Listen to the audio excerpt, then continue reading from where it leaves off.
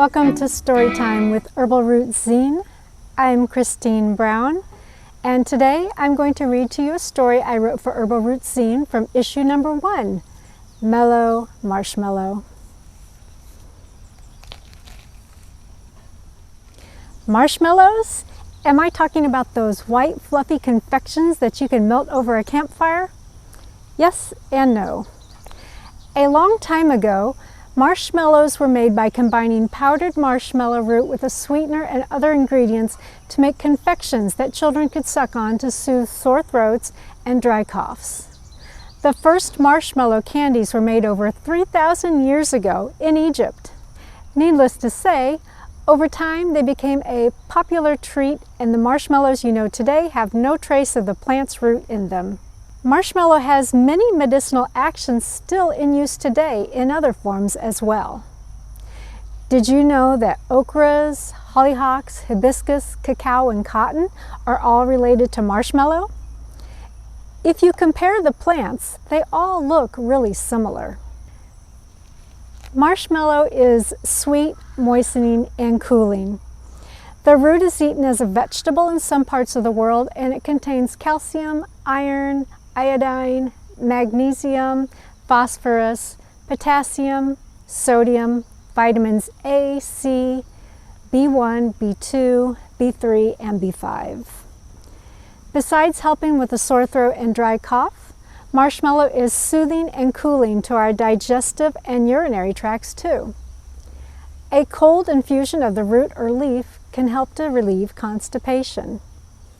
We can use marshmallow externally to soothe dry, irritated eyes, or apply it as poultices to relieve skin conditions that are hot, dry, and irritated. And that's just a few of the many things that marshmallow can be used for. So today's story is The Gift of Marshmallow.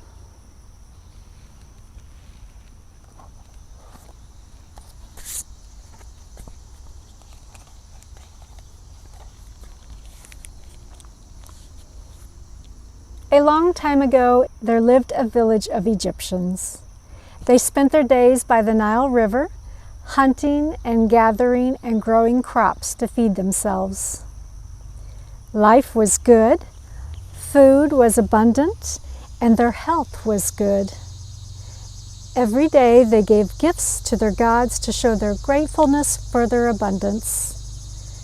But as time went by, they grew overconfident in their ability to thrive without help from the great gods above, and so they gradually stopped giving thanks for their abundance.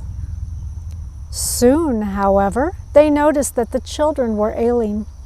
They complained of stomach aches and bad coughs.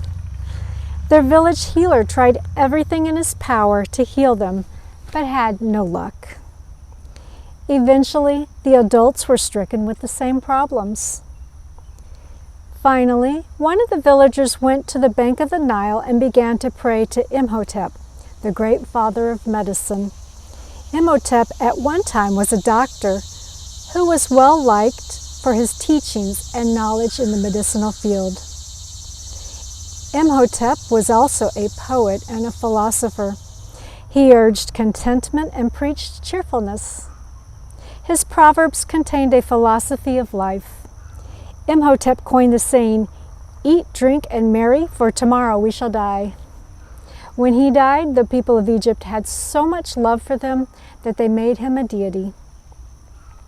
The villager Ako offered a blessing of wheat and asked that Imhotep help the children and adults of the village with their ailments. For many days, Ako went to the riverbank and prayed to his god, each time offering a gift of thankfulness for their mercy and kindness. Several nights later, in his sleep, Imhotep visited Ako. He told Ako that the gods had been angry that the villagers had seemingly forgotten about them and had been trying to get the villagers' attention. They were touched by Ako's persistence and wanted to restore the villagers' good health. Imhotep instructed Ako to go to the riverbank and search for a plant that grew up to his shoulders and bore flowers as white as the clouds in the sky. He told Ako that this plant, Marsh of the Mallow, would provide the medicine to heal the children and the adults of the village. The next morning, Ako rushed to the riverbank in search of this great plant. After several days of searching, he found what Imhotep had described. He gazed upon the beautiful snowy white flowers and caressed the soft, downy leaves. He gave thanks to the plants and left an offering of linen. Not knowing what part of the plant would heal the children and adults of the village, he pulled up several plants, roots and all, and rushed back to the village to give it to the healer Kenti. Ako told Kenti of his prayers to Imhotep, his dream, and his search for the plants.